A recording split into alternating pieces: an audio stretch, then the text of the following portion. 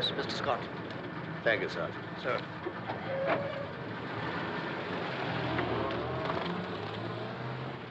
Mr. Scott, sir. Well, Mr. Scott, you must be anxious to get at it. I thought you'd take a day or two to get settled before showing up. Mrs. Scott seemed to have that department pretty well in hand, sir. I see. Nothing like somewhere to go while the curtains are being hung, eh? That's about it, sir. I know what you mean. Tell me, did you find a nice flat? Have they fixed you up with a good office here? Quite all right on both counts, sir. Good. Well, you want to take a good look around before you take over. Find out what's going on, then when you're ready, we'll have a talk. Pretty thing, isn't it? Yes, it's the new reindeer, isn't it, sir? Not hard to recognize by that tail. It's made of the same metal as the plane. A new alloy they've developed. Very nice. Major Pearl will show you everything you want to see. He knows more about the place than I do. You're in good hands with him. We sometimes call him the Pearl of Great Price. Good. I'm in your hands, Major. I thought we'd start in just after lunch. Well, you've an hour, a little more. You can make a start? Yes. Fine. I'll see you in the mess at 1 o'clock. Buy you a sherry. I'm so glad you're here, Mr. Scott. I've been looking forward to it. So have I, sir.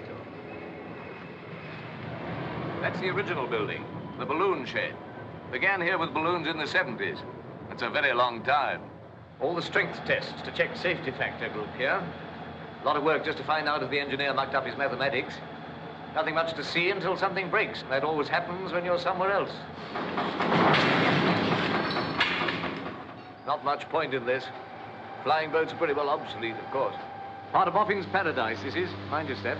You know, the scientist lads, basic research. The kind who eat their porridge with the slide rule. Built their own heaven here, lightning and all. Find out what happens when you get hit by it. Didn't put in any archangels, but it wouldn't surprise me if they'd tried.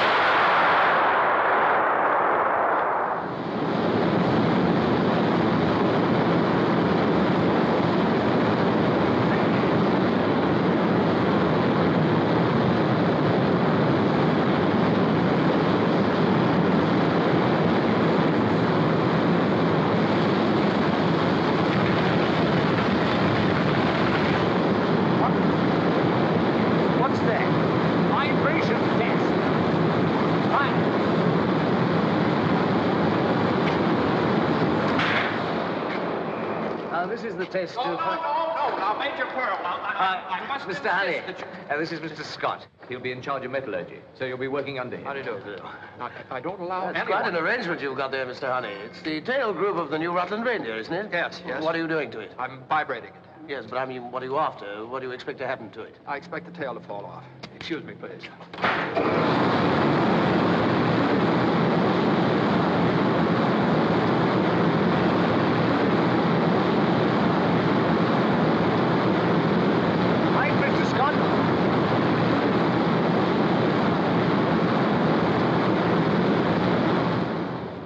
This way. Who in the world is he?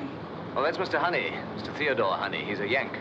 Rhodes Scholar, I think, but he's been here forever. What's all this about expecting the tail of the new reindeer to fall off? They're already in service. Old Honey has some wild hair in his ear that vibration might cause metal fatigue someday by breaking down the aluminium atom in light alloy structures. Couldn't vibrate anything little to find out.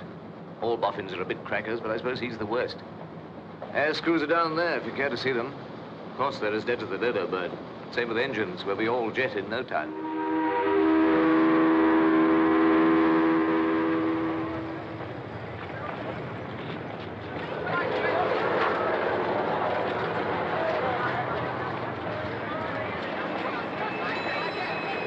Night, Mr. Honey. Oh.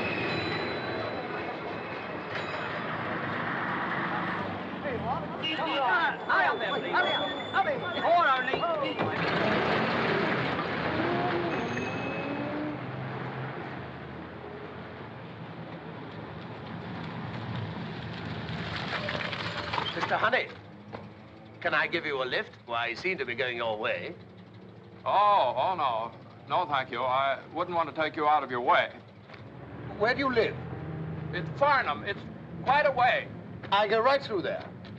I'll get a bus at the next stop. I wouldn't want to trouble you. No trouble at all. Come on, jump in.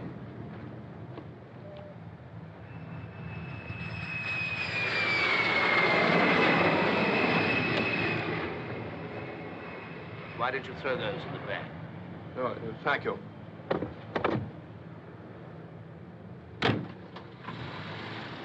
I was quite interested in that experiment of yours with the reindeer tail groove. Would you like to tell me just what your idea is? Well, it's rather difficult to explain a thing like that in words of one syllable.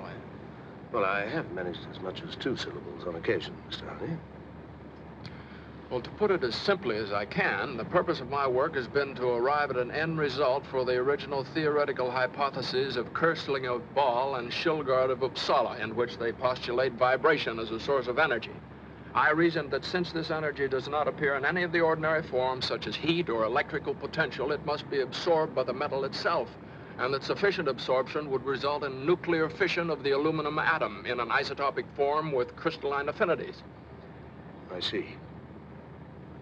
And that means the tail will fall off. Exactly. Oh, here's where I live.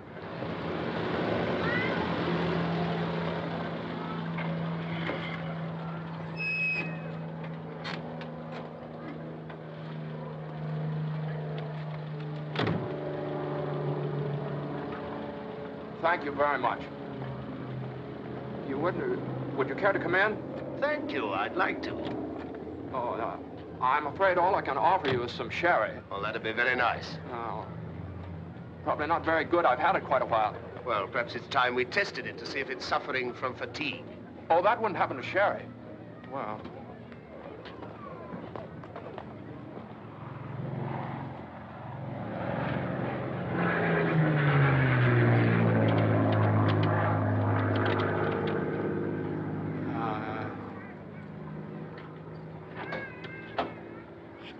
I'm so sorry.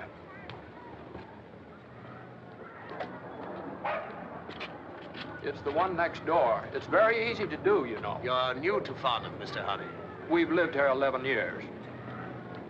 I have it all planned what to have for dinner. Don't you bother with... Oh. Hello. You don't remember where we put that sherry, do you, dear? The top cupboard behind the dishes. You said it would be out of Mrs. Higgins' way. Really? I didn't notice that. Up on the top. Oh, yeah. Well, never mind that. I'll get that later. I knew it must be somewhere. I never really forget anything. Dear, would you get some glasses, please? Come in. We haven't had to look for it for quite some time. The last guest we had was Dr. Gillingsworth from the Bacteriological Institute, just before Christmas. I'm afraid I'm giving you a good deal of trouble. Oh, no, not at all. No trouble. Won't you sit down? Elspeth? There we are. Oh, say when?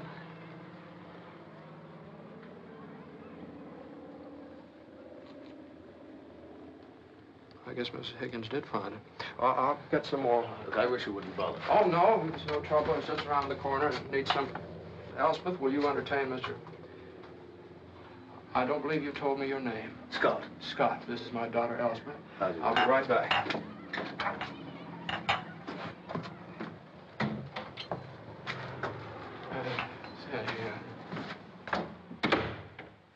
Won't you sit down, Mr. Scott? Now, just where would you suggest? Oh, I'm so sorry. It's my father's work. You have to be very careful. It might be something very important. There. Thank you.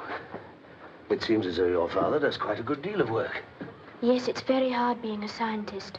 One has to think a great deal. The world would have made scarcely any progress at all if it hadn't been for scientists. I see. The scientists do the thinking for the world, and the rest of us just live in it. Is that it? Yes. When my father's thinking, I keep very quiet. And what about your mother? Does she help you keep quiet? My mother is dead, Mr. Scott. A V2 in the war. I'm very sorry indeed, Elspeth. You must miss her very much. Yes, I do.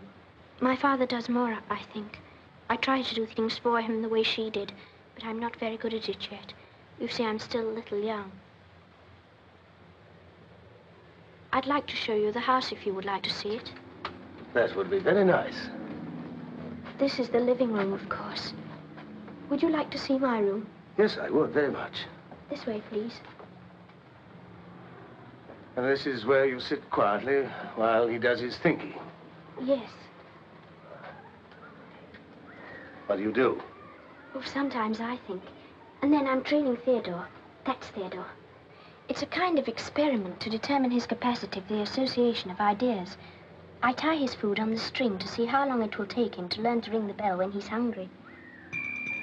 It's a very little bell, so it isn't noisy. It doesn't matter very much whether he learns it or not, because he's really quite a nice little fish. Yes. Oh, what else do you like to do? Don't you ever play games? Oh, yes, we nearly always do after dinner. We have a schedule for it. Oh, yeah. What sort of games do you play? Oh, like about what things are pentamerous. Oh, how do you play that? You take turns in finding things that are 5 of everything, until one of you can't find any more. Then he loses. It's part of the science of numerics. What other games do you play? Oh, well, there's pyramidology. Pyramidology. Oh. That's the science of the Great Pyramid. My father made it up, too. The game, I mean. Here it is. Excuse me. It was built in the year 3234 BC, and it's very scientific. It was built in direct relationship to the stars, so it has an astronomical significance. It's the only known architectural example of squaring the circle. That is, the area of the base is exactly equal to that of a circle, with the height of the structure as its radius. It has the most wonderful maths in it. I'm sure it must be great fun. Oh, it is. I have nice fun. Elspeth, what have you done with Mr. Scott, dear? We're just coming, Father. We'd better go now. He may be looking for something like the corkscrew, and he really isn't very good at finding things. Oh, here, I'll get that out of your way. Oh, no. I'm afraid it becomes a little cluttered in here. Why didn't I see that? I think I'd better leave this. This is some correspondence I've been having with Tanguay, a Tibetan, and the Abbé Belleville in Louvain. It's on the theory of numbers. In 1742, Goldsbach postulated that every positive even integer is a sum of 2 primes. It's been verified to 10,000, but never proved. We're trying to prove it. Yes, I'd want to know where to find that. By all means. Sounds interesting, but isn't it a little pointless? Well, quite. That's the beauty of it. Here's something very interesting. This is Rutherford. Yes, I wanted to finish this. Yes, he identifies the 10 Loth tribes with the Scythians. Quite conclusively, too. It's very nice to read aloud to Elspeth. Oh, yes, I do. Yes. Light alloy structures and histories. You know where that goes, dear? And this one.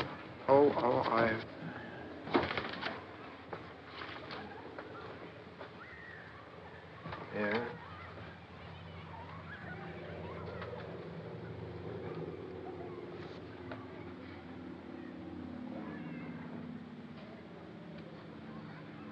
One of the more difficult of the sciences, I should imagine. What's it? Oh, yes. You know, I didn't find that very satisfactory. They seem to have such different problems with their children than I've ever had with Elspeth. And you haven't found parental very difficult, then? Not at all, really. No, of course, I've been very systematic about it. I laid out a schedule, so much work, so much sleep, so much play. Pyramidology. Yes. What's been your experience of holidays? I mean, do you send her away where she can be with other children? Do you have any children, Mr. Scott? No, but I hope to, but I'd value your opinion. Well, I used to send her away with other children, but I don't do that anymore. She never seemed to like it very much anyway. I think perhaps that was because the other children's minds weren't well enough organized to interest her. She's really much happier here. She's quite good at being by herself. Her mind is really developing quite remarkably, Mr. Scott. I think she'll be a very fine woman. Yes, I'm sure she will be. Well, I'd better be getting along. Oh? Looking at your office in a few days' time, I'd like to hear some more about that experiment of yours. The one about the tail falling off. What did you want to know about? Oh, just a little more detail to know when you expect failure to occur. Well, I probably have that right here. I think it's here someplace. There it is. This 2.76 times K over L. That's the time factor. It's in BTI units, of course. Let's see. It's 1,440. 1,440 what? Hours. But you don't mean you expect the reindeer tail to fall off in 1,400 hours? No, 1,440. But, Mr. Honey, A lot of aircraft have flown many millions of miles without the tails coming off any of them because of vibration. Well, Mr. Scott, you asked me for the evaluation in time of my U subscript M symbol. Now, the mathematical answer is 1440 hours to failure for the specific tailplane under test on which my calculations were based. Now, how long has your test been running? 832 hours, 14 minutes, and 7 seconds as of shutdown tonight. They don't allow me to run it more than 8 hours a day. You see, the people in the neighborhood complain about the racket at night. Yes, but you know, of course, that an aircraft in commercial service is likely to pile up flying hours faster than your experiment. Yes, that's probably quite true. Well, then why didn't you insist on a 24-hour basis? I did insist on it originally, but they decided to do it for 8 hours. Yes, but you hadn't given them your 1,440-hour figure. Well, I never include detail on my preliminary report. See, science is in no hurry, Mr. Scott. I'm working on a principle, which, if I'm correct, it will be true for all time. And whether I reach it a day or so later or earlier is not important. But it might be important for the 50 or so people who take off in these reindeers every day. Well, Mr. Scott, you don't understand. I'm a scientist. And science is very exacting. It requires the utmost concentration. I can't be concerned about people. Well, if a doctor is trying to find out a cure for a disease, what would happen if he let himself be upset about everybody that got sick and died? He'd never get any work done at all. People must be someone else's concern. I can't let it be mine, Mr. Scott.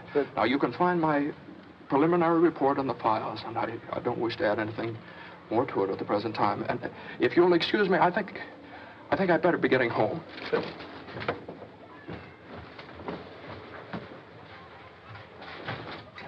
Father.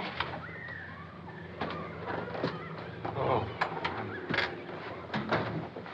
That's very easy to do, you know. Oh, goodbye, Elspeth.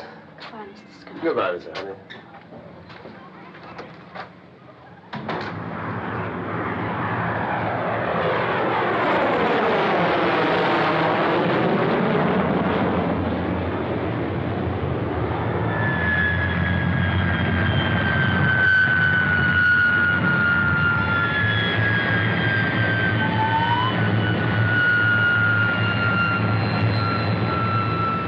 Excuse me, please, gentlemen. Rub her down, Ned. Don't give her any water till she stops sweating. Scotty! No! What are you doing here? Ah, Phil, hello. I've been watching that plane. I guessed it was you. How are you? But what are you doing here? Have you come here for a No, job? I got one. You have? Yeah, right That here. calls for a drink. Well, it's a little early, isn't it? Rosie, customers. What are you going to fly, Scotty? No more flying. Naturally set in. Grounded, eh? Well, how did it happen? Or perhaps you'd sooner not talk about it. You wait till you see her. Really? I'm glad to see you can take it so well. Rosie. Scotty, meet Rosie. She's a spy. You wait till you see her bedroom. It's absolutely papered in blueprints, isn't it, Rosie? Oh, Mr. Penworthy. Mr. Penworthy. 2 large scotches, please. Yes, sir. What is your job, Scotty? Head of metallurgy. Don't tell me you're polishing your pants. Don't tell me you're one of those crawling little desk blokes. Always was, Ben. Went back to it when I got out, that's all. Rosie, this is vodka. Oh, Mr. Penworthy. Well, off we go. Off we go. Don't you like desk blokes, Bill? Listen, Scotty. Pilots and desks, dogs and cats, natural enemies. They've got one theme song. You can laugh. Pilot's error. Whenever anything goes wrong with their calculations and there's a smash-up, pilot's error. Rosie, do you remember Harry Ward? Yes, I do. Well, look what they did to him. He was piloting that reindeer when it flew into the hill at Labrador a couple of months ago. All in little pieces. Nothing to go on. Pilot dead, so pilot's error. You don't think it was pilot's error? With Harry Ward, Scotty, you can't be serious.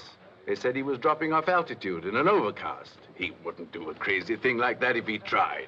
Rosie, if you can tear yourself away from the salt mines for a couple of minutes, we would like a couple of vodkas.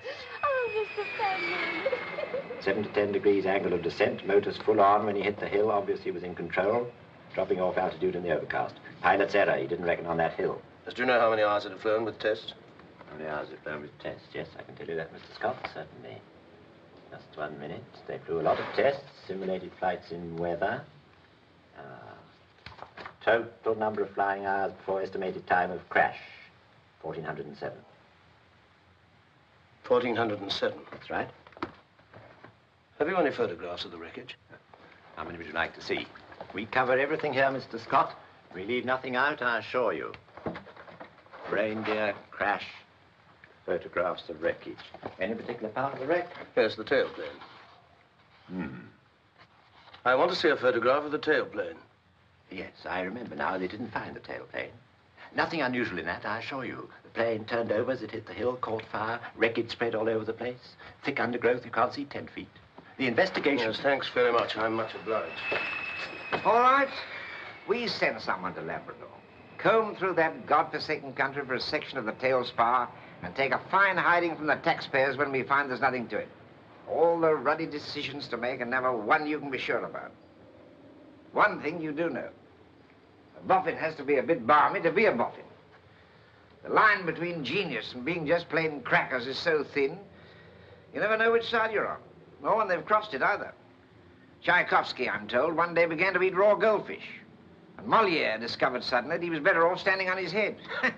Oh, we've had it here, too. A fine time all the papers had once when one of our boffins started pinching girls in the park. And now our Mr. Honey informs us that reindeers will fall apart after 1,400 hours and holds the time figure out on us. If I did things like that, they'd lock me up. How long before this infernal machine of his is due to prove something one way or the other? Weeks yet, sir. Get it on a 24-hour basis today. And better get someone to handle the complaints when they start coming in, too. Very good, sir. How many hours have the other reindeers in flight done? Oh, not nearly as many, sir. The one in Labrador was the prototype. He did all the tests. That's why it's got so many hours. The others were delivered in a group to the airline just before they went into service. They can't have done more than 500. That's the best news I've had today. I don't want the job of asking the airline to ground their nice new fleet with no more to go on than what Mr. Honey says. Well, that's it. Oh, wait a minute. You know who we're sending to Labrador, don't you? That's right. Mr. Theodore Honey. He's the one who started all this. Maybe a good hard climb will do him good. Still, he knows what he's looking for better than anyone else. Get him started as soon as you can, will you? I'll give him the good news right away, sir. Passengers for Flight 26 to Gander and Montreal, will you please have your embarkation slips ready and proceed to the exit door for boarding the aircraft? Got it? Yes, you'll have to go through that door.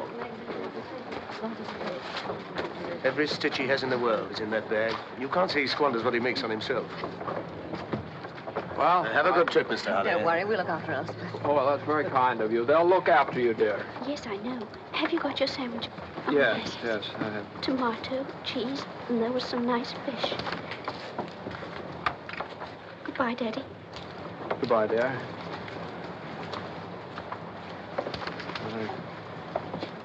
Good, I didn't bring a handkerchief. I'm sorry. We were in such a hurry packing.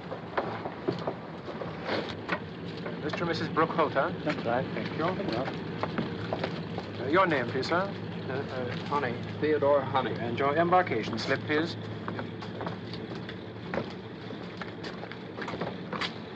Miss Teasdale? Oh, yes. Miss Teasdale.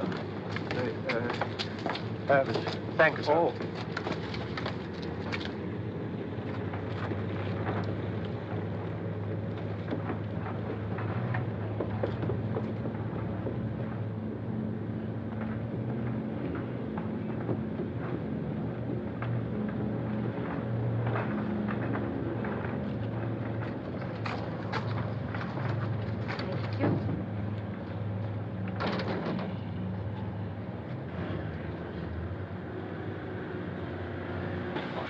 Fasten your safety belt. No smoking, sir, until we take off. No smoking. Oh, I'm so sorry. Fasten your safety belts. Would you like to take your coat off, sir? You'll be more comfortable. That's right. We haven't many passengers on this trip, so you can use this seat for your things if you like. Oh, Fasten your safety belt, please. pardon? I'll just help you do it. That's it. Don't want you to fall out. All right now? Yes, thank you. You're very kind. I'll be back after we take off to help you get out of that. Thank you.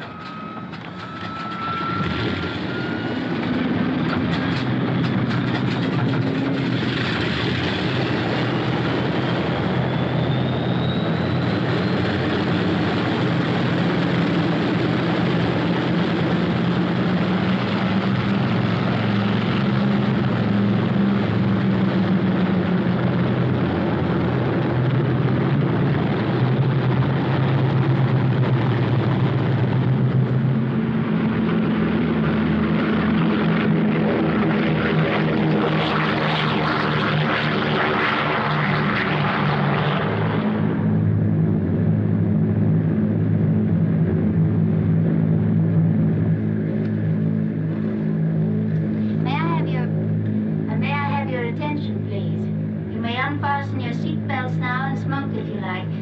My name is Marjorie Corder. This is Peggy Miller, and we're here to do anything we can to make your trip pleasant and comfortable. We'll be glad to give you refreshments and drinks quite free of charge, and although we both might regret it personally, no tipping is permitted. Thank you, and we're glad to have you aboard. You are Miss Teasdale? Thank you. Anything we can do for you? No, thank you very much. Don't you want to get rid of that now? Might as well make yourself comfortable. Here's the button to adjust your seat. Here's the switch for your reading light when you want it. We'll serve dinner soon, but maybe you'd like some sandwiches and a little coffee? Well, We have milk, too, if you'd rather. I think a little coffee would be nice. I brought some sandwiches. My daughter made them. Oh. Her name's Elspeth. Oh, well, they're probably much better than ours, then. You sure you didn't bring your own coffee? No. I'll get you some. Miss, weren't you... Isn't that Monica Teasdale, that one you were just talking to? Yes, it is. She's crossed with us often. A great many of the film stars do. Uh-huh. Are you a fan of hers? Oh, I didn't mean that. I never go to films, really. Not since I haven't gone in years. Would you like me to take over your autograph book? Oh, no. I don't even have one. No, I wouldn't want to trouble her. All right. I'll be back with your coffee.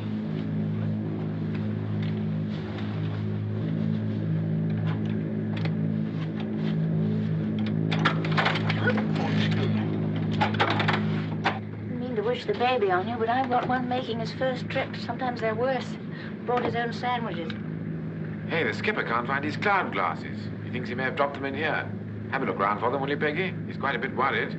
Almost ran into a big one. Oh, no, you don't. No new girl jokes here. She's doing fine. If you've come for coffee, help yourself. We give pilot service, co-pilots no. Oh, so you're on her side. Which one's the boffin? The boffin? Scientific bloke from Farnborough. Radio said he was aboard. Sam thinks we ought to look around, you know, courtesy of the drain and all that sort of thing. What's his name? Theodore Honey, believe it or not. Now, don't tell me where he is. 2 to 1 I can find him. I'll take the uncombed bloke halfway down the starboard side. Looks as though he didn't have a mother. Mr. Honey, in 21. See? Can't miss. From Farnborough. I've been a bright lassie. I've been talking to him as though he'd never seen a plane before. I'll question the master intelligence. I suppose he speaks our language. Well, let him have his coffee first. All right. I'll come down for him when we've hit the step. We'll only give him the 6-minute tour. He may ask a few questions we can't answer.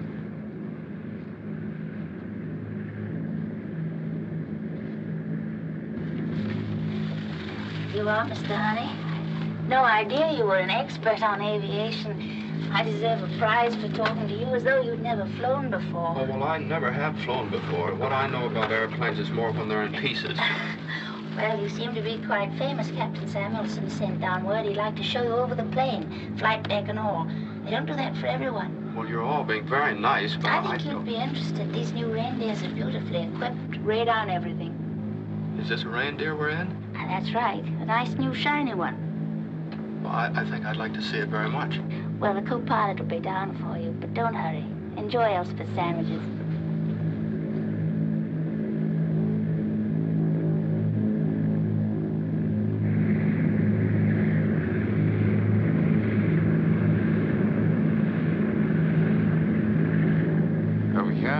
Pressure analyzer for the cabin. Now, will you come this way, Mr. Honey? Thank you, Captain. You're welcome. Will you step down, please? Now, the engine instruments are here. Hank can tell if a cylinder misfires just once, and which one it is. I think he could take a reading on whether his girlfriend's out with someone else or not. Now, mind ahead, sir. Find it, Meg? Yep. Fuses keep blowing on the undercarriage safety circuit. Here we have the radar screen, sir. Radio altimeter, radio compass, DF loop. Excuse me, DRC repeater, which is duplicated on the pilot's panel just in case. Oh, yes. Well, I don't suppose many things go wrong these days. Almost never. Won't even use reconditioned engines on this line. We get new ones every 600 hours. They're pretty things. They're really obsolete, though, aren't they? They're good enough for me. Not a cylinder's missed to take yet. This is the 3rd set. Have me out of a job if they don't kick up a little something soon. Oh, well, I wouldn't think that would happen. Did you say the 3rd set? That's right. But I thought the reindeers were new on this run. They are on this run. But this was one of the first 2 built, and the builders wanted some experience with the ship before turning the fleet over to this line. So we were loaned out for a while on the South American run. Well, for how long? Quite a while. Well, could you tell me exactly how many hours this airplane has flown? Certainly. It's right here. 1,422 up to takeoff. Anything else, sir? No, We have dual ADF indicators situated.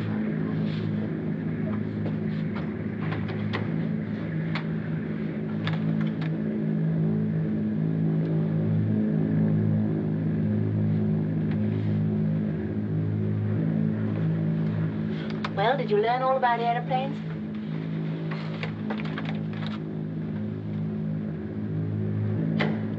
Mr. Dodson, I must speak to the captain at once. Captain Sanders is very busy, Mr. Honey. If there's something I can do, Mr. Dodson, please tell the captain I have every reason to believe this airplane's in very serious danger, and I insist on speaking to him, please. I'll see what I can do.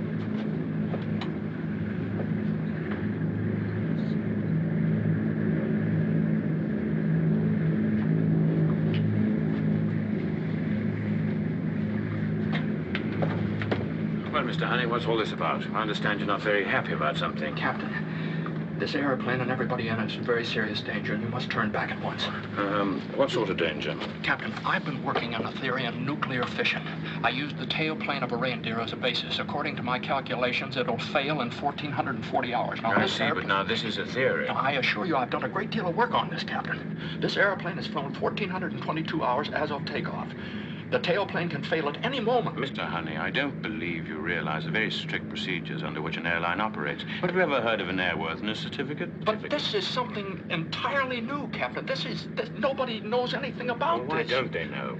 It seemed very strange if Farnborough wouldn't let us in on a problem like that. Mr. Honey, have they definitely accepted your theory? Well, there is no proof, no, not the way you mean it. That's the reason I'm on my way to Labrador right now to investigate that crash. That airplane crashed at 1,407 hours, within hours of my calculations. Less time than this airplane has flown. But you know the tail group failed? The tail group wasn't found with the wreckage.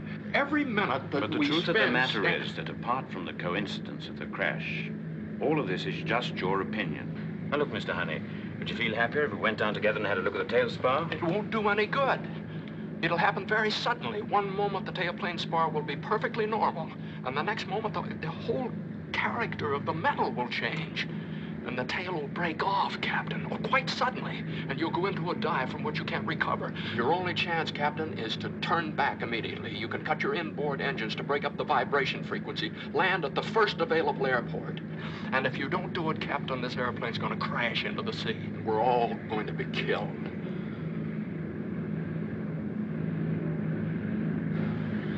I see.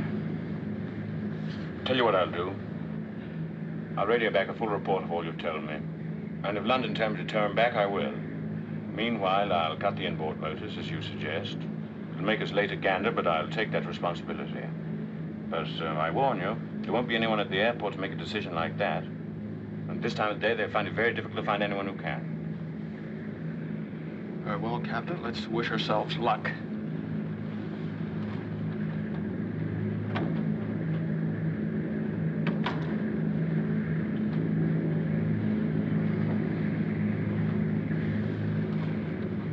Well, I've heard a good many strange things in my life, but that's way ahead by a mile.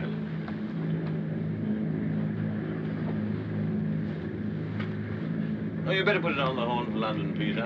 I wouldn't miss unloading a report like that on the boys for half my pension. Right. Well, we'll give them something to think about anyway. Here it goes. London radio from Flight 26. London radio from Flight 26. Okay, sir. Yeah. London radio from Flight 26.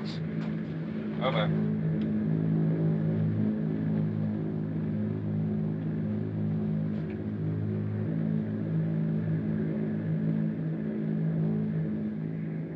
Hey, Marjorie, I've got news for you. Your boffin's crackers. What's the matter? Did he ask you some questions you couldn't answer? Clean off his rocker. He says the tail's gonna fall off.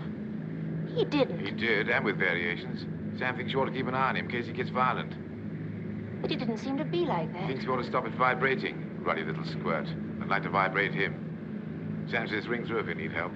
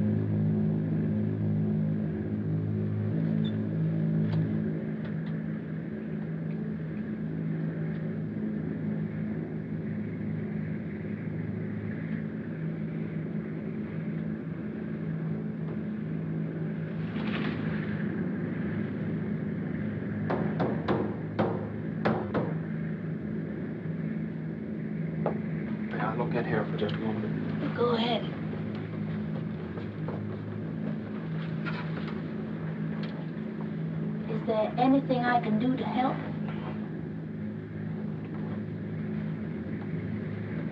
Thank you very much.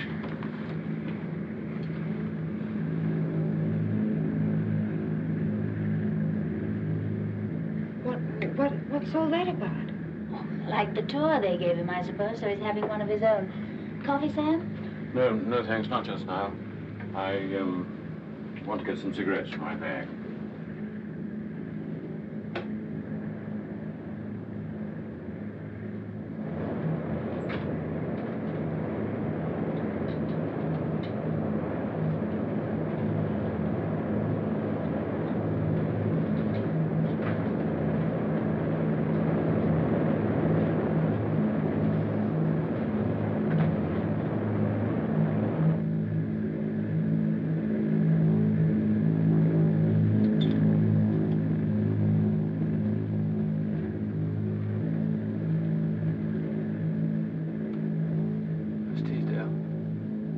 Teasdale. Huh? You don't know me, Miss Teasdale. Honey's my name, Theodore Honey, and I just couldn't help it. I'd like to talk to you. Of course. I'd be very pleased. Mrs. Honey and I, I've always felt I owed you a great deal. Your pictures meant a lot to my wife, and that's why I want to talk to you. You're very kind. It's about, may I? Certainly. It's about the condition of this airplane. I'm afraid we're in very serious danger. I'm rather afraid the tail may drop off at any moment. Now, when that happens, there may be... Is that so? Yes. When that happens, there may be a little time. So go to the men's room and sit on the floor. But the petition there is very rigid because the galley stove is bolted to the floor on the other side. Now, if you survive the first impact, try to get out of the escape hatch and to get to a life raft. They may pick you up when they search for us in the morning. It's certainly very interesting. Go to the men's room. Yes. Sit on the floor.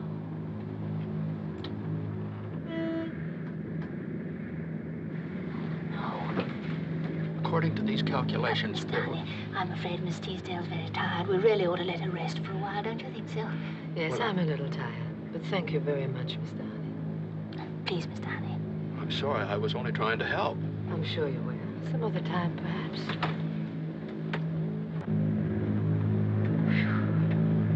You shouldn't have done that, Mr. Honey. Well, it's quite clear I shouldn't have. I'm sure you don't want to alarm people. You might even cause a panic. You won't do it again, will you? No, I won't do it again.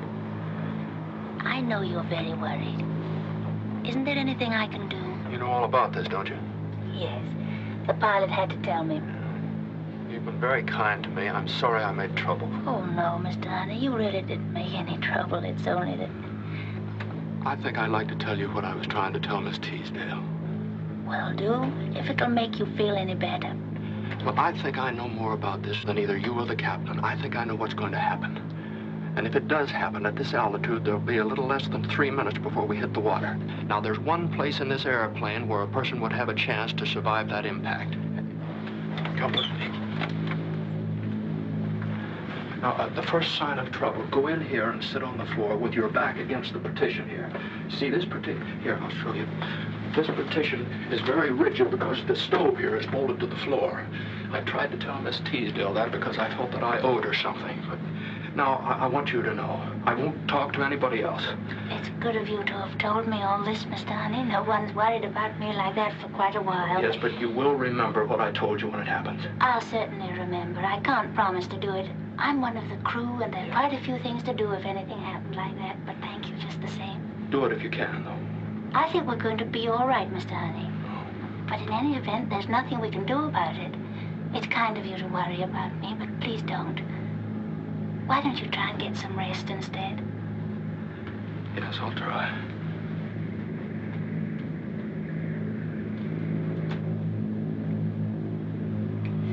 I think that crisis is over now, Miss Teasdale. I don't think it'll happen again. What's the matter with that little man? I think he was just trying to do something for you, but I'm afraid he's got some rather odd ideas. He certainly has. He told me to sit on the floor in the men's room. That isn't an odd idea. I'd like to meet one. I think he was trying to tell you the best place to be if there was an accident. Is that what I ought to do? I think he's right about it being the safest place. But if he's right about that, he may be right about the tail falling off. Who is he? Just one of the passengers, some kind of scientist, I think. And you know, they don't often track. Oh. The altitude, Miss Teasdale, sometimes causes a highly nervous state in certain passengers. I'm sure that it had that effect on Mr. Honey for a while, but he's quiet now. That's more than I am. There's about to be another passenger on this plane in a highly nervous state. I assure you, Miss Teasdale, there's nothing to be alarmed about. Captain Samuelson's had a long... Now, listen, dear. The scientist says this plane is going to crash. The captain says it isn't. Your vote doesn't count because you had to string along with the captain. It leaves it a tie.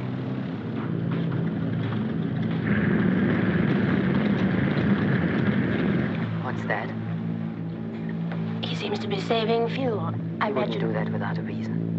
I thought you said he didn't believe it. Well, all I meant, Miss Teasdale... Oh, just a minute. If I'm going to meet my maker, I would like to know about it. Now, I'll tell you what you can do. You can go and get a cup of coffee and bring it to me over there. No, Miss Teasdale, I've just got him quiet, please. Right now, I don't want him quiet. There are lots of things I want him to talk about. I wouldn't do it. Now, just go and get the coffee.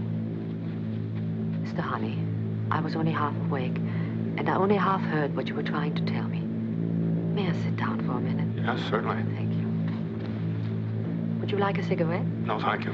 Now she tells me you're a scientist. You care for a lozenge? Lozenge? No, thank you. Right.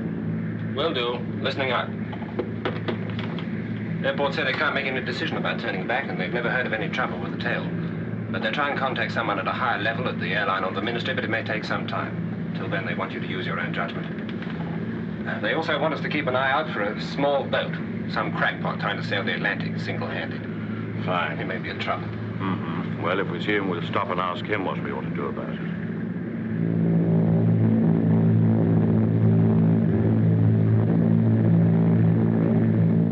All right, now, I estimate it would require a speed of 420 miles an hour to bring the forces into equilibrium. This could be attained by a downward flight path of 7 degrees below the horizontal.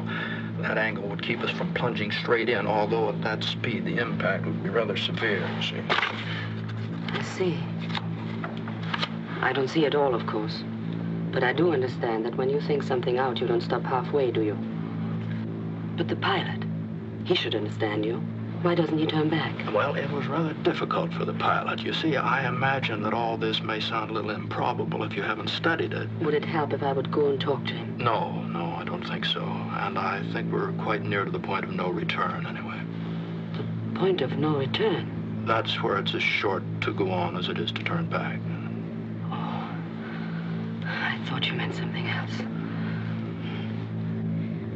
Miss Teasdale, would you like your coffee in your own seat? No, put it over here.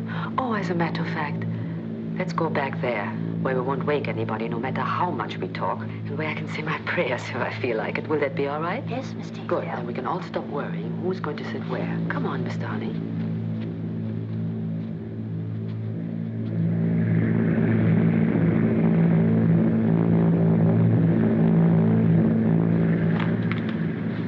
That's it. Halfway just. Okay. Well, Peter. Yes? If they call you on that thing again, you can tell them to tell the high-ups that they needn't bother making a decision about turning back. All right, sir. Next stop, Gander. Right. I had a canary once. Didn't have any tail. It flew all right.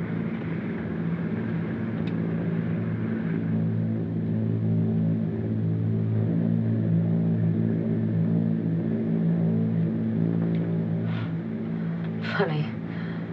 I would have thought I'd feel quite differently being right up against it like this. My mind is going twice as fast as though it were trying to catch up with all the thinking it didn't get around to. All those people there makes you wonder which one you would pick out to save if you were God, and which one wouldn't matter much. What are you thinking? Oh, I don't know. I never thought much about things like that. No. You didn't have much time. You were so busy with your multiplication table. But you had a chance to play God for a little while. Why did you pick me out when you decided to save someone? Oh, but you ought to live. I mean, the work you do, you should keep on doing it. Oh, the work. No, I don't think I'll buy that. A few cans of celluloid in a junk heap someday. Has been fun, but that's about all. No, the work you do. If you could have finished that, all these people and lots more wouldn't be in the spot they're in right now. That's the kind of work that should be finished. No. I think I picked you. Well, that's very nice of you to say that, Miss Teasdale. But I think it'll be all right about the work. The work will get done. I think it'll be all right about me. Haven't you any family? Yes, I have Elspeth. That's my little girl. Oh, you have a little girl? Yeah. But that's worth a lot to come back to. Oh, yes. Well, I didn't mean that I wouldn't like to. But we're really very fond of one another. I've been thinking about that. And she's 12 now. Her character's formed, I think. Mary did that mostly. That's my wife. I wish it didn't have to be like that, but she's developed to such a point, I think she's going to be all right. Of course, I've been able to help in a lot of things. She's much more soundly developed than most children her age. Really has a remarkable grasp of crystallography. Well, that's very good, of course. What is it? Well, it's quite fundamental. It's always been odd to me that the schools don't teach it. No, I've really had to help her in almost everything she knows worth knowing. Has she got a compact? What? A compact. Oh, a compact? Oh, I don't know. Why? Never mind. That isn't it? No. Some more minutes. And each one is like kind of a present, isn't it? You know what I was thinking about just then? All the people who come to my funeral. That'll be quite an occasion. Do you have a family, Miss Teasdale? No. Not even a husband at the moment. But there's my agent. Oh, it'd be so sad. He had 5 more years to go at 10%. And then there's Laureen Carver. Oh, she'd cry the most. She'll give a beautiful performance. And then she'll try to get the part in the picture I was going to make. I suppose that's why I don't feel the way I thought I would. I would have stopped working quite a while ago if I could have figured out what to do with myself. I was married 3 times, but it never came to anything. I wouldn't be surprised if it was all my fault. Maybe Providence is trying to tell me something. Maybe it took a first-class high dive into the middle of the Atlantic to make me quit. And maybe I'd rather it ended with a big splash. No. You've made people happy you don't even know about. Like my wife, Mary. You know, she took me to see one of your pictures that last night before the bomb came. She talked about it a lot when we got home. You made that last night very happy for her. That's worth doing, Miss Teasdale. You know, when we used to go to pictures, we used to walk right out on them when Mary didn't like them. We never walked out on one of your pictures. Mr. Honey, this is not exactly the best compliment I've ever had. Maybe it's the nicest. That's why I had to tell you what I did. I have to do everything I can for you. You mean it too, don't you?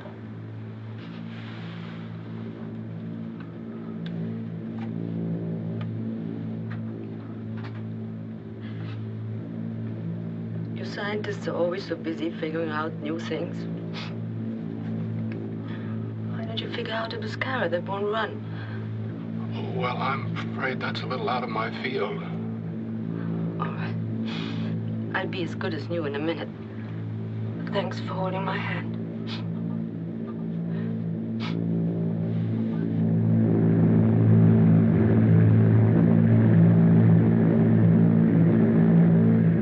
I wouldn't mind seeing something. I don't care very much what. Newfoundland ought to be around here somewhere, if I haven't added wrong. How late are we? 28 minutes. About time I got them on their feet, isn't it? Leave them alone. The Stuff-Scott Gander airfield closed in. You may have to sit up here till it breaks. Oh, fine. Want some coffee? No.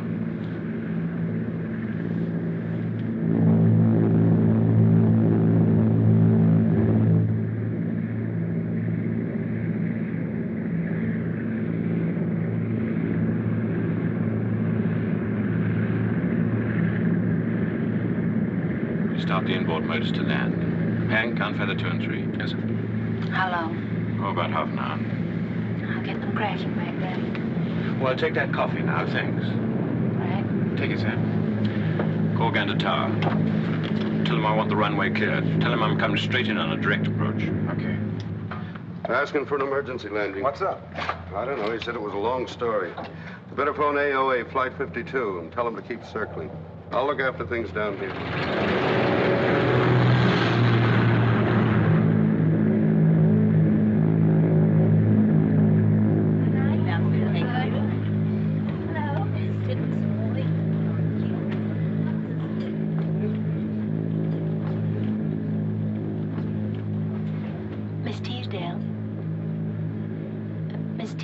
We land in 20 minutes. Would you like some coffee? 20 minutes? We're that close? We're still all in one piece. Yes, it's a lovely clear night. So it is. The stars are out. Go back to my seat. Would you like some coffee, Mr. Honey? No, thank you.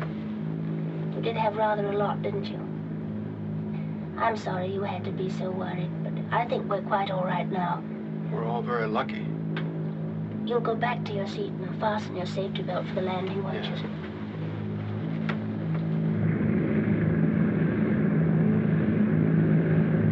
Gear down. Gear down, sir. Watch the undercarriage switch, sir. Safety locks are on.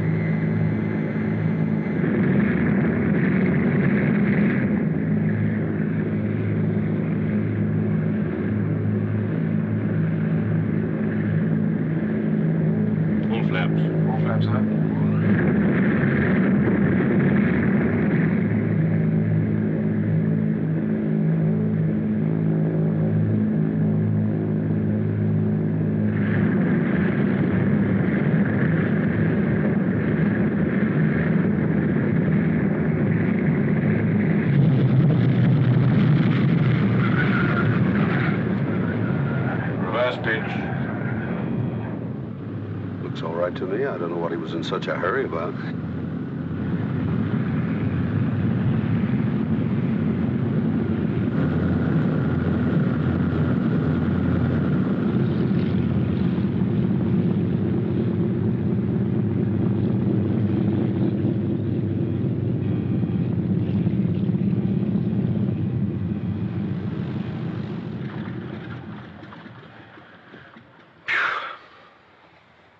Right, sir.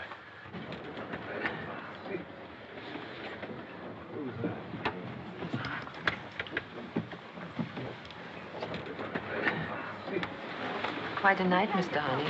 I guess you must have multiplied someplace. Or you should have divided. Smith? Miss Teasdale? How long do we stay here? About an hour, I think, sir. Thank you. Yes, we can, aren't they? Sure.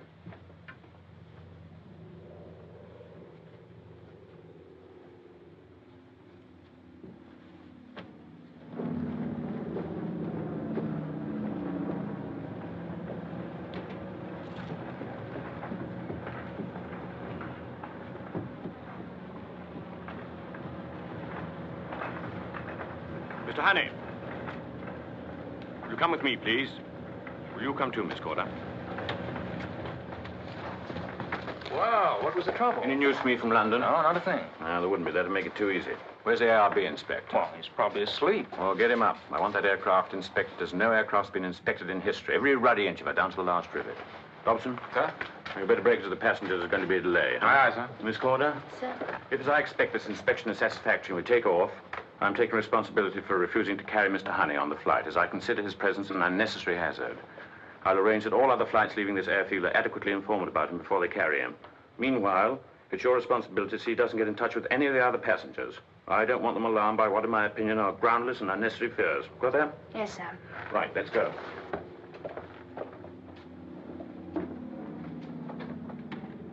I feel rather like a policewoman. I don't like it very much. Well, I don't want to make any more trouble for you, Miss Carter. Where do you want me to go? I know an office. Come on, let's try and make it the nicest arrest that's ever happened. Are we going to leave on time? We're late already, you know. There'll be a short delay. The captain wants an inspection, that's all. It won't take long. Mr. Honey. They say it'll be 2 hours. It means it'll be 3 hours. Just once then. I'd like to tell somebody what this is going to cost me. Some coffee, please. The one I liked best was the one where you killed your husband. I thought that was smashing. Oh, yes, I like that, too.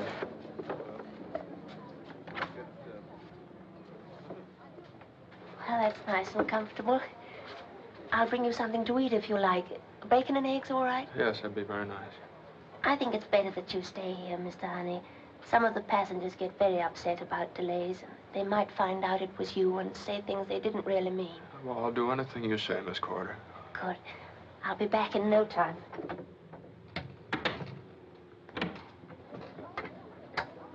Sorry.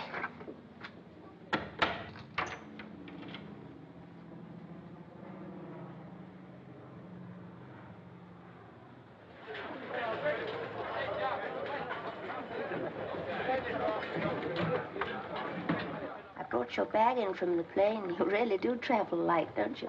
You think the captain's going on?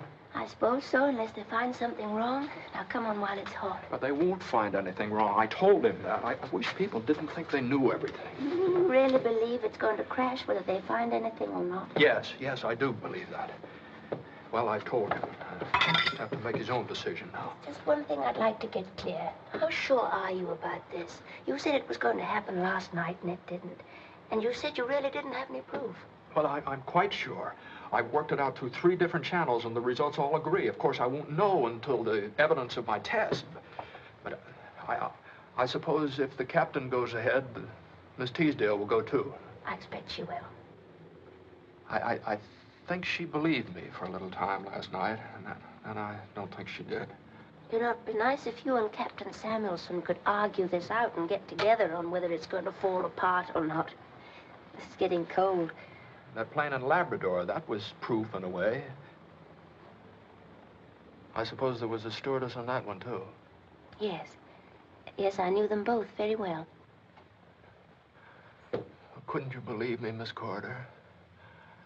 You've been so very kind, and you ought to live and get married and bring up a family. You'd be very good at that.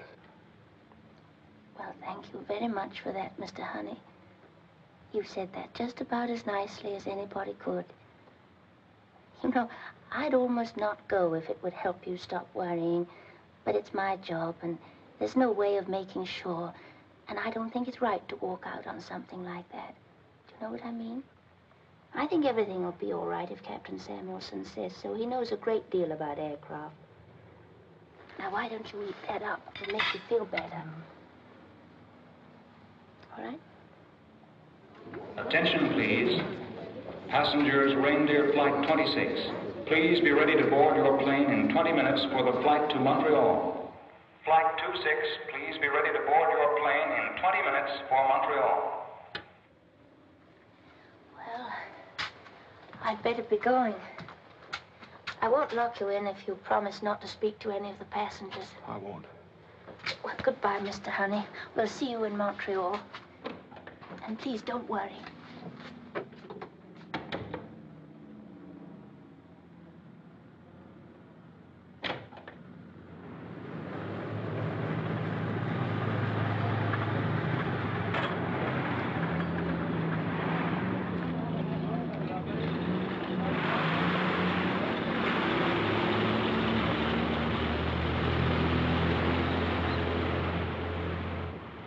No danger, of course, once we're in the air. Well, that's okay. If you keep a man standing by the lever here on both taking off and landing, so nobody catches the coat or anything. Right, I'll see to that. What are you doing here? Captain, I just have to... Well, now that you're here, I want you to listen. I've told the inspector here all that you told me. Now, if you've anything to add, I want to hear it now, and I want him to hear it. No, sir, I don't have anything to add. As London apparently doesn't take your opinion sufficiently seriously to order this aircraft grounded, I'm flying around to Montreal, and I want you to get off and stay off.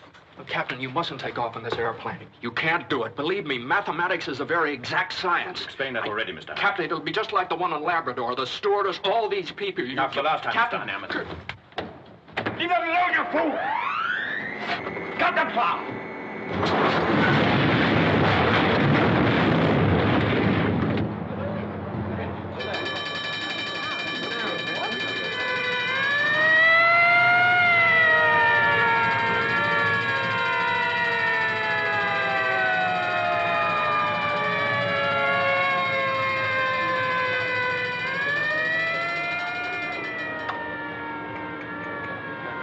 swine. He wanted it wrecked. That inhuman swine! Cut that out! What you let him loose for? Better take him out of this before the passengers find out you did it. You better come with me, Mr. Honey.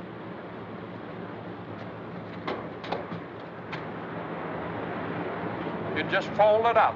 It just folded right up and sat down.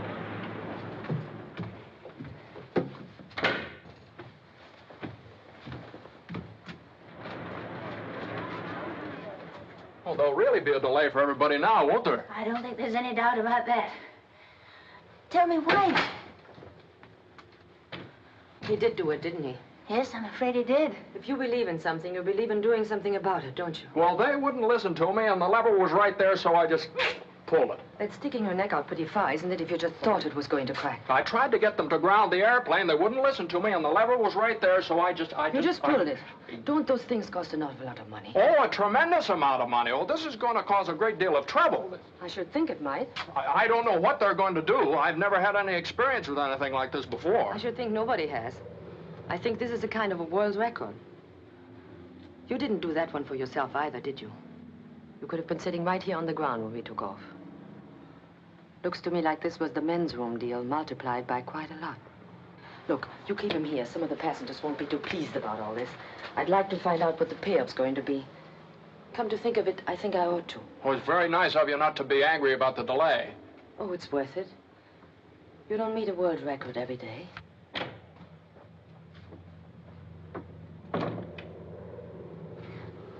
I don't know whether to be glad or sorry I didn't lock the door. It never occurred to me you'd do anything like that. Well, it never occurred to me either. I suppose the airline will be very angry. That, I'm afraid, is probably quite an understatement. I can't imagine what the establishment will think. I suppose I'd better let them know what I've done. I imagine they'll hear about it. Uh-huh. Man kills airplane. There's apt to be quite a lot in the papers about that. Oh, dear. Well, Elspeth will find out about it. I can't imagine what she'll think either. Look, Mr. Honey, we'll probably be sent back to London for reassignment after they've sent another plane to pick up the passengers. Would it help if I went to see your little girl and told her you were all right? Oh, would you do that for me? There's no telling what she'll hear, is there? Well, whatever she hears, I imagine she'll understand. Well, I wish I did.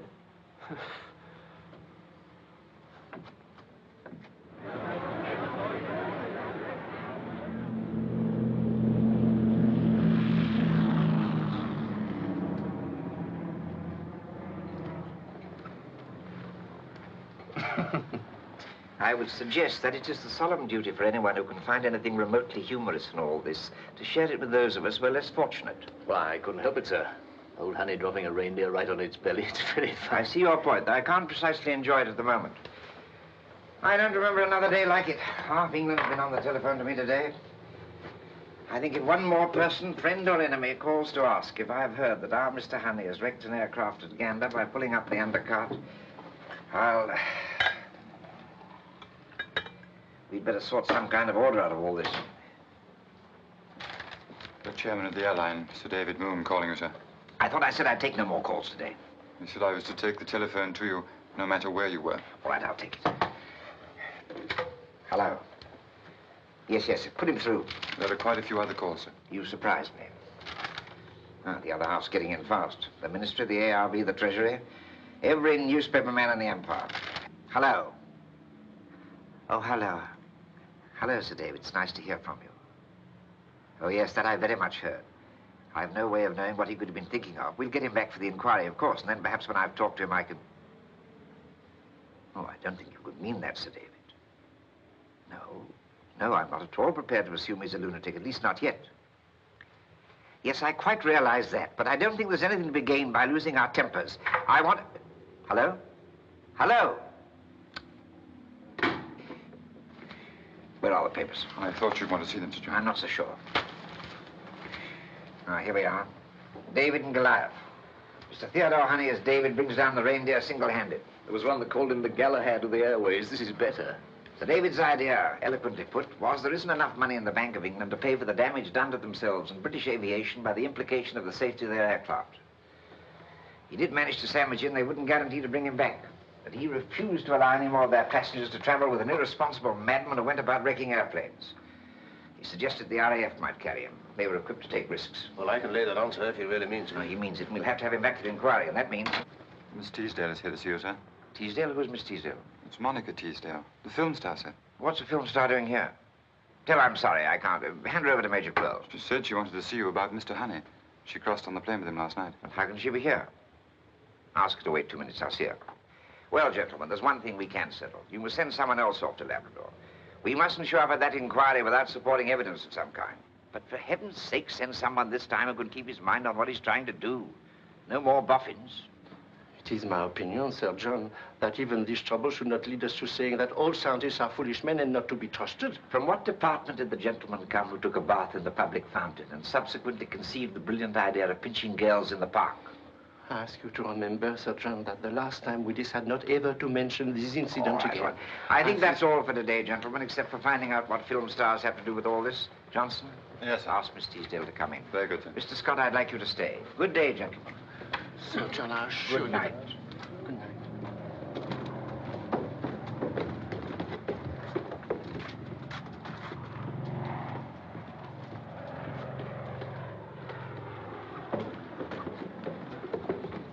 Sir John.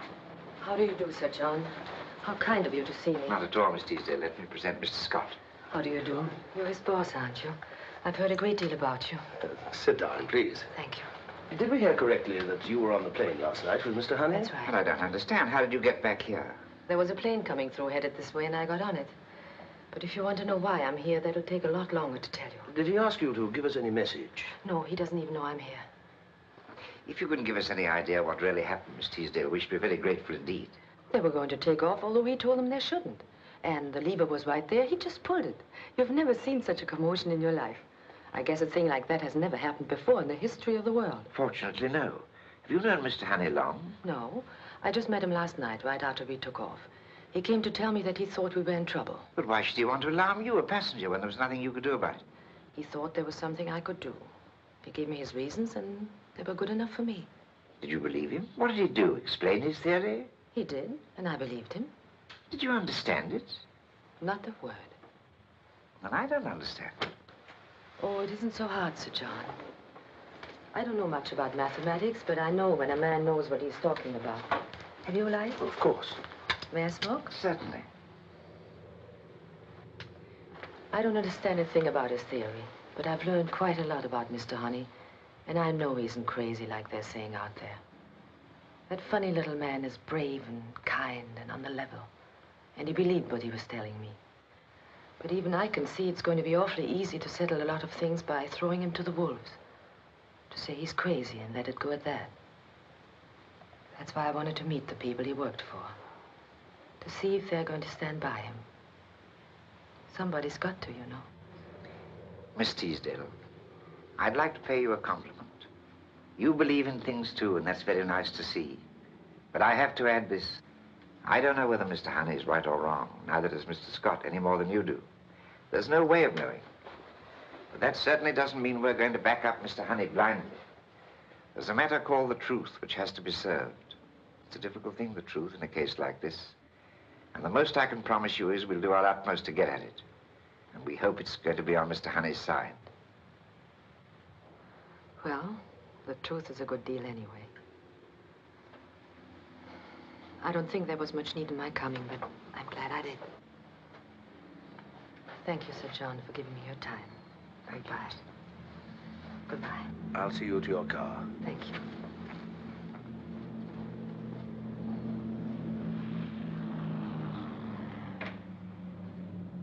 He means the trouble is going to be pretty bad. I'm afraid so. Isn't there anything I could do for Mr. Honey? Where can I find his little girl? Maybe I could go there and tell her that he's all right. Oh, I think that'd be very nice. I'll tell your driver where to go. Oh, please don't bother. You tell me at the gate. All right. Bye, Mr. Scott, and thank you. Goodbye, Miss Teasdale.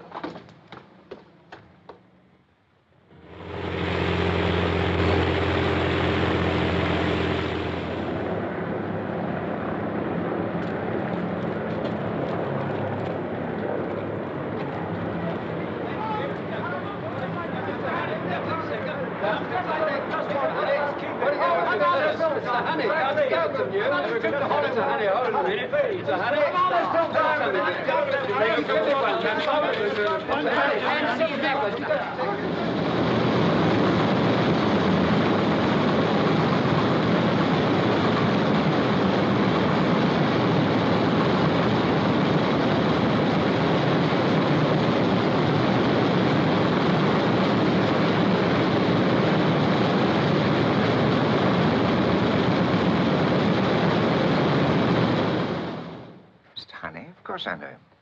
Where have you put him? Seems rather odd, Sir John. I wasn't sure if you'd wish to see him. Sir John, I want to protest very strongly. Why has my work been taken out of my hands? Supposing we go somewhere where we can have a little chat. I'm not in the habit of going around wrecking things. You ought to know that. It's my work that... Hold on for a minute, Mr. Honey. Come this way with me. Mr. Scott, I must borrow you for a few minutes. A friend of yours has arrived. Hello, Mr. Honey. Yes. Come this way. So, as far as we're concerned, there's only one decision to be made and one only. Whether we should allow the remaining reindeers to go on flying. If they're to be grounded, that must be done at half your estimate. We dare not cut safety finer than that. The inquiry has been deferred until the last possible moment for making that decision, which fortunately gives time enough for your test to reach the 1,440 mark, plus some margin of error. That's why it isn't yours anymore, anyone else's. Too much depends on it. If your test is a success, the airline and everyone else will be very grateful to you. If it isn't, and we don't get supporting evidence of some kind from Labrador, then, and this is the difficult part, Mr. Honey, so I'll put it bluntly. Since none of them believe for a moment the test will succeed, they feel it imperative that they should be prepared to issue as effective and as sweeping a statement as possible to offset the almost ruinous publicity that reindeers have received. That yours was an act of an irresponsible, unbalanced mind, which they believe to be true. And they want the supporting opinion of qualified psychologists. In other words, they wish to test you as well as the tailpiece. To see if I'm insane? That's right. Do you think I'm insane? I don't think you are, Mr. Honey, any more than I think you make a habit of going about wrecking things. But there's no way to know that. I'd hate to have them look me over at the moment. But just now, I haven't the right to take anything for granted. Please understand this. I couldn't refuse without making it look like a blind defense of my staff. But you can refuse if you like. That's your right. No, I won't refuse. Let them pry and poke if they want to. Tell them I'll be in my office if they want to see me. What about you, Mr. Scott? Do you think I'm insane? No, there'd be no way for you to know either, would there?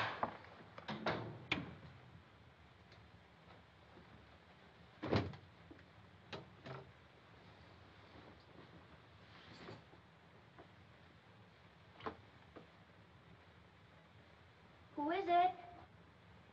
Who's that? Oh, Mr. Honey. Well, I beg your Mr. pardon. Honey, it's me, Marjorie Corder. We didn't expect you back tonight. I stayed with Elspeth. Somebody had to. Well, that's very You must be tired. Have you had anything to eat? I don't... You probably didn't. I'll get you something. We had lobster for supper. Do you like cold lobster? But I can manage. It keeps me in practice. Now, why don't you go upstairs and take a look at Elspeth?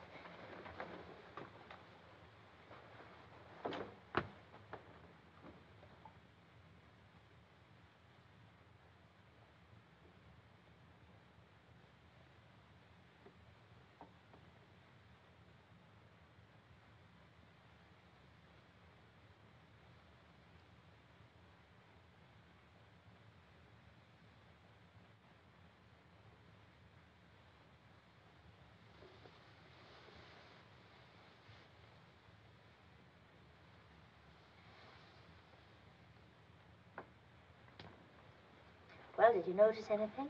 Well, she was asleep. Anything different, I meant, about the house? Well, you haven't got your clothes on. No, in the room. The curtains. Curtains? What? Well, where did this come from? Oh, that was a present from Miss Teasdale. Miss Teasdale? What, is she here, too? No, she went to London for the night. She got some lovely things for Elspeth's room, too. Now, why don't you eat your supper? Well, what did she want to do a thing like that for? I think you'd be surprised. I imagine you were glad to see Farmer again. Did you stop by the laboratory? Yes, I looked in. Well, you don't seem exactly happy about that. Was there something wrong there? No. Yes, there was something wrong. I can't expect to get any work done with people standing around peering at me. I'm now known as the Galahad of the airways. You know, I heard someone saying, imagine old Honey collecting a poppy like Monica Teasdale. Well, I expect they were just trying to be friendly. I thought you were rather a Galahad when you told Miss Teasdale and me what to do in case there was an accident. It's not such a bad thing to be. Yes, shall I do that for you? No, I can manage here. You know, it's my fault anyway. If you do anything wrong, you have no one to blame but yourself.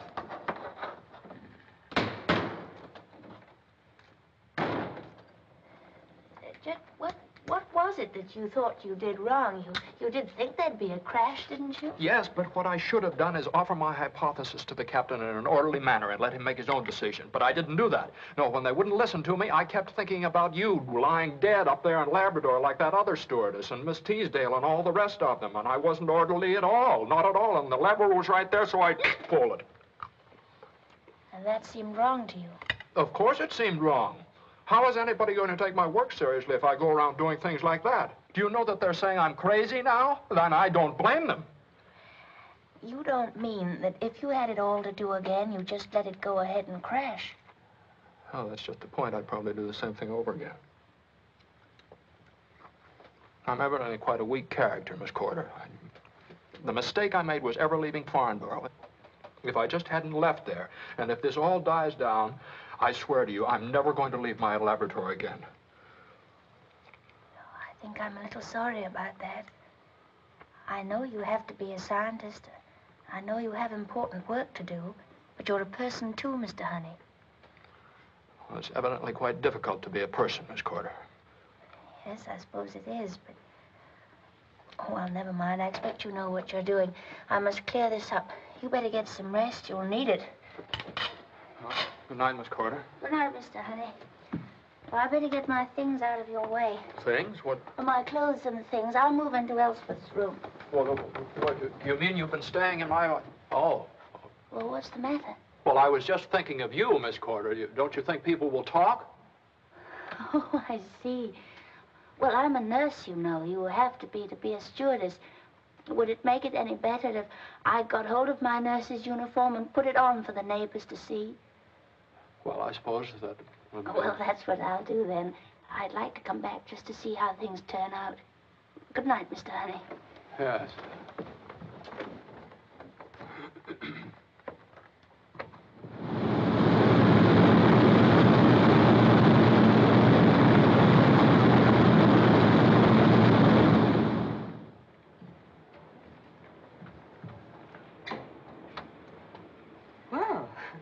Who's sick? No one. We had quite a problem last night. Mr. Honey arrived back in the small hours. He was so old school about us both staying here. It was very sweet, really. And this has to do with explaining the situation to the neighbors. I had to run over to Guildford this morning to get it. It looks as if I missed something by going up to London last night. Where is he? I suppose he couldn't wait to get down to Farnborough this morning to see his playthings again. Well, that's exactly what happened. I'd like to hear about it. Some coffee left? Why don't you come in there? Oh, what's the matter with it? Oh, you've been busy. I had nothing else to do. It looks as though he wears one suit and goes to sleep in the other. I don't know how long it can be since he bought something for himself. I thought you were the one who thought a man shouldn't have things done for him. That goes for his character, but not necessarily his trousers. It's very domestic. You're full of surprises. Tell me something. I've been thinking about it. How would you go about getting him to make it under his own steam? That's what you were holding out for, as I remember. I don't think that part of it is really any of my business. It's just that, I don't know. We talked a lot last night, and he seemed like a little boy who's had his first fight and got hurt, and so he says, I'll never fight again. Well, he can't keep on running back to his laboratory. That's all right for the scientist, but not for him. He will get into trouble if he does that now. And I don't think he can make himself do it, really. I think he's better than that. You must have talked quite a bit. Funny that a kid like you would bother to see so much in anybody like him. It's not so funny, really. You get around being a stewardess. That doesn't cover it. You've been married or a lot in love sometime or other, haven't you? I don't think that has anything to do with it. What was it? You've heard it before. You were shot down over Arnhem. We've been married a month. Sure, that says it. Maybe it says even more than you think it does. Well, this will take some thinking about. And I'll have time for that. I'm leaving for California tonight. There was a flock of cables at the Dorchester when I got there. The studio wants to get going. But this is a little sudden, isn't it? What about all the things you talked about, helping him to find an answer and everything? I meant it. Don't think I didn't, and I still do. Maybe it would have been the best chance I'll ever have to be a lot of things I'd like to be, only I suppose you can't do a thing like that just a little bit. Mixing into other people's lives, I mean. You can start something, maybe you can't finish. What got me was his being so anxious to save me for posterity. I've never had anything do my self-esteem so much good. So I'd better go back and give posterity another break. It won't hurt to wait a while and see how things work out. That box in there is a dress for Elspeth. I saw it in a window and just yelled to belong to her. Tell her I write, will you? Aren't you going to wait and see them? No, I don't think so. I might weaken. Hello, Miss Teasdale. Look who's here, Sugar Plum. Hello, Miss Corder. I hurried. I hoped you'd be back. Well, here I am. Don't you look pretty? Am I really all right? I've never seen an apple blossom look quite as sweet. Here's a present for you, honey. Oh, I really shouldn't have another one. May I look? Of course. Why don't you take it up to your room and look at it there? That'll be nice. All right, I will. It's like Christmas, only much more so. Well? Does that mean goodbye, then? Sure. There's no use making anything of it. It's one thing you learn in my business. How to get off. I wish you wouldn't go. Maybe I'll be back. Never can tell. You're a nice kid, Marjorie. I have an idea you'll know what's going on. You might let me know. I get the price on a laboratory or two, just in case. Well, good luck. Keep on telling her she's pretty, will you? I will, Monica.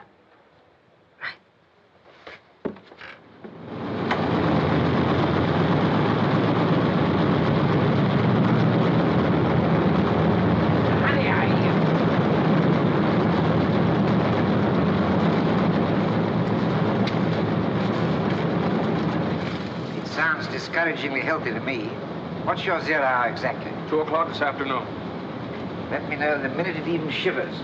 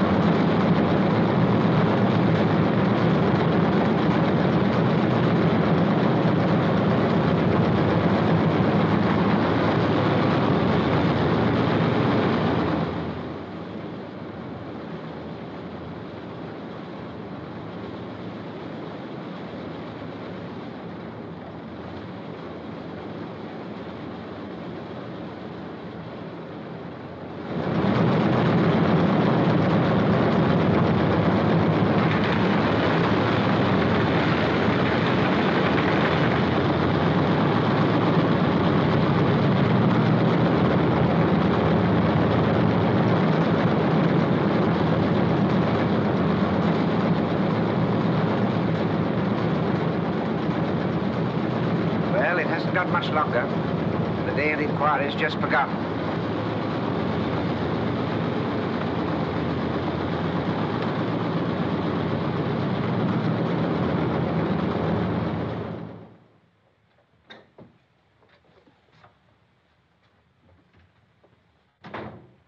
Oh, I'm afraid I'd forgotten you were here. I'm sorry. I should have let you know. Well, I let Elspeth stay down for a while. What happened? Nothing. Nothing happened at all. My figures clearly said the tail should fall off, and the tail didn't fall off. It's 7% above my figure. I didn't fall off. Oh, I'm sorry. Well, what happens now? Well, I've been thinking about that on the way home. I'll go to the inquiry, and I'll stand up, and I'll explain my figures to a group of very angry men, and then they'll reject the whole thing. And I'll sit down.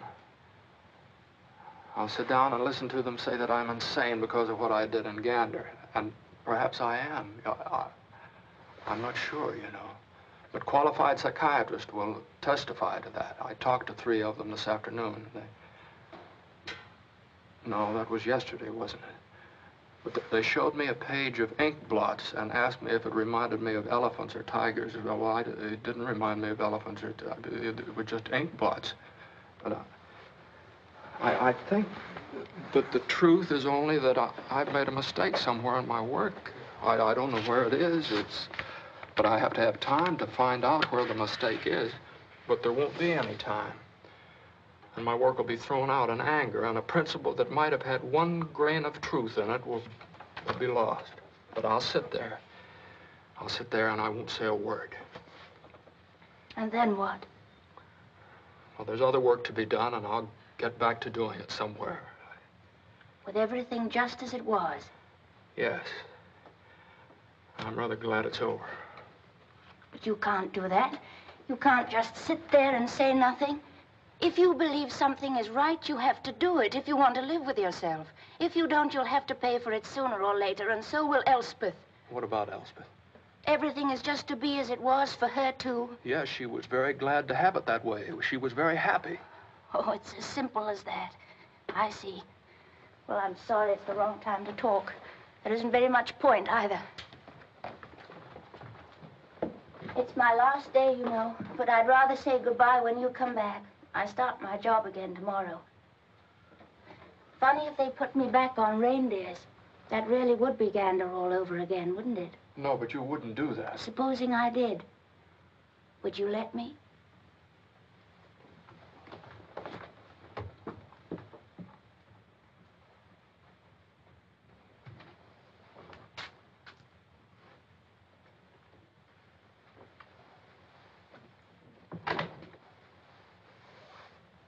Hello. It's time to get ready for school, isn't it? Yes. Did the tail fall off, Father? No, dear, it didn't. You mustn't worry about it. It will someday. Oh, I don't know, dear. I suppose it will. Is anything the matter? No, I was just thinking. What about? Nothing. Just about the impermanence of events and things like that. What do you mean, dear? Well, about it's all being over. Miss Teasdale's gone, and Miss Corder will be, and the people out in front, and everybody wanting to talk to me at school.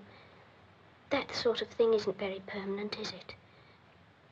It's like Christmas. Everybody very nice to everybody else for a little while, but then it doesn't last. Why is that, Father? Oh, I don't know, dear. Don't they talk to you all the time in school? Oh, no. I'm a SWAT, you know. Oh, I didn't know you were a SWAT. What is a SWAT? Well, a SWAT is rather the sort of person that people don't talk to very much because they're different. Like my intellectual quotient being too high. Well, do you mind being a SWAT? Oh, no. But it was exciting rather than not being. Everybody wanting me to get them autographs and things. But if things like that are so impermanent, like Christmas, then it would be much better if... I was thinking. I put away the things Miss Teasdale gave me. And I was thinking, maybe if I didn't go to school anymore, I'm sure I'd learn much more here with you, because there wouldn't be other things to think about, and things being impermanent. Dear, what?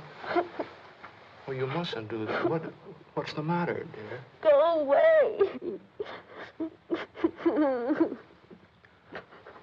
Oh, are you sick, dear? I'm all right. Please go away and leave me alone.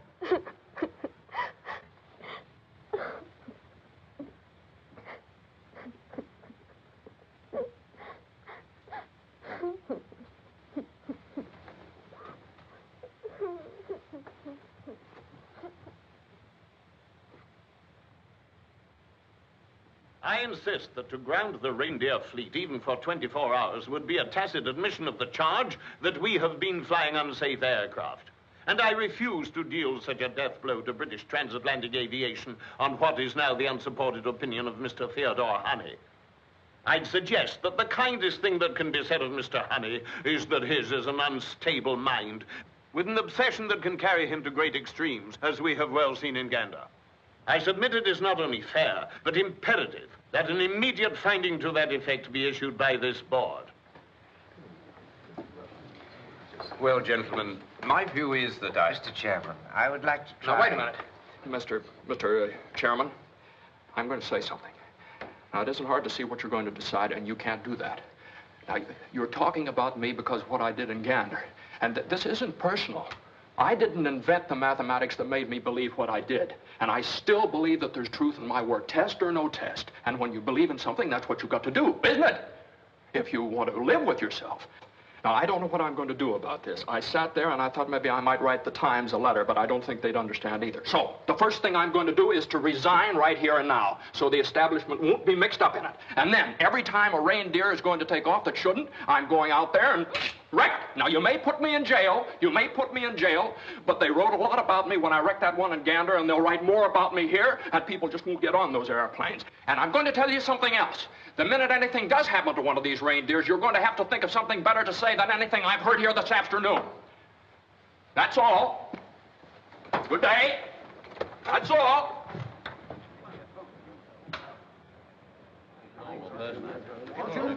Well, gentlemen,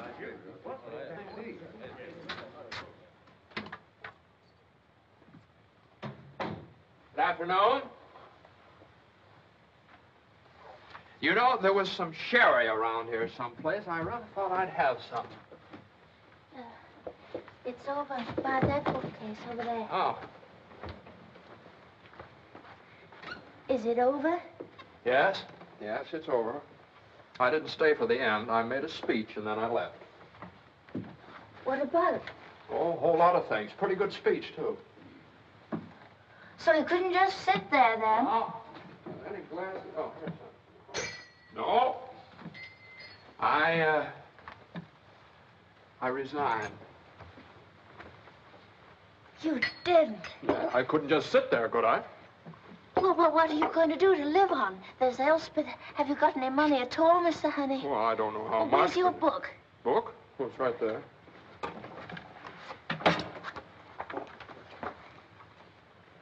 Do you know how much money you have to live on? £3.13 6. Now, wait. You haven't put anything in the bank for months. What do you do with your money? I think there's some over here. In one of these. There. Here's some more.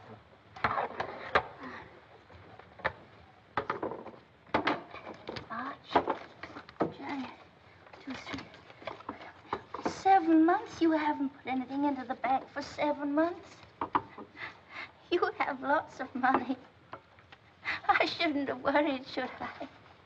You don't need anyone. No, yes, you do. What's the matter? You're not going to cry, I can't go away and leave you. I'll go back to work. It isn't safe. You've got to have somebody looking after you. I'm going to marry you and live here, whether you have a job or not. What? You're...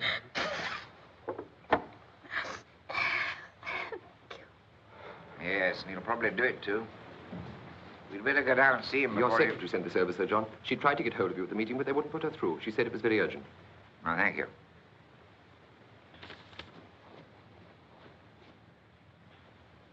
Where is Sir David Moon? I hope he hasn't left.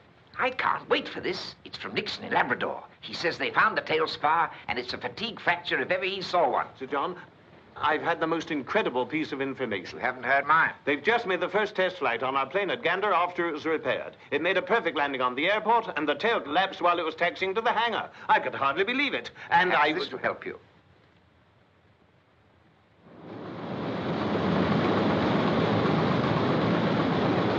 Mr. Honey, we've received 2 messages from Labrador and Gander which bear you out completely. Oh, well, that's good. You know, I can't see where I could have gone wrong in this. I've worked it out through 3 different channels. Didn't you hear me? I said...